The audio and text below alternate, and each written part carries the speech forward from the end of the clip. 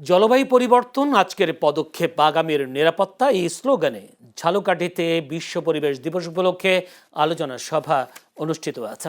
বৃহস্পতিবার সকালে জেলা প্রশাসকের সম্মেলন কক্ষে আলোচনা সভা আয়োজন করা হয়। অনুষ্ঠানে প্রধান অতিথি ছিলেন ঝালকাঠির জেলা প্রশাসক মোহাম্মদ মমিন উদ্দিন। এদিকে গাজীপুরে বিশ্ব পরিবেশ দিবস উপলক্ষে আলোচনা সভা অনুষ্ঠিত আছে। বৃহস্পতিবার সকালে জেলা প্রশাসন ও পরিবেশ অধিদপ্তর গাজীপুরের উদ্যোগে পিটিআই অডিটোরিয়ামে অনুষ্ঠানের আয়োজন করা হয়।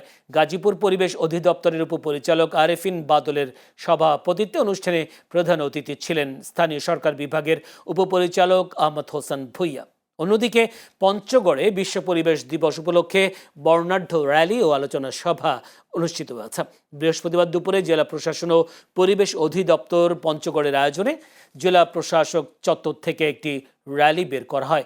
পরে র্যালিটি শহরের প্রধান প্রধান সড়ক প্রদক্ষিণ করে। এছাড়া ঠাকুরগাঁওয়ে বিশ্ব পরিবেশ দিবস উপলক্ষে র্যালি, আলোচনা সভা ও পুরস্কার বিতরণী অনুষ্ঠিত হয়েছে। বৃহস্পতিবার সকালে ঠাকুরগাঁও জেলা প্রশাসন ও পরিবেশ অধিদপ্তরের আয়োজনে কালেক্টরেট চত্বর থেকে একটি বর্ণাঢ্য র্যালি বের করা হয়।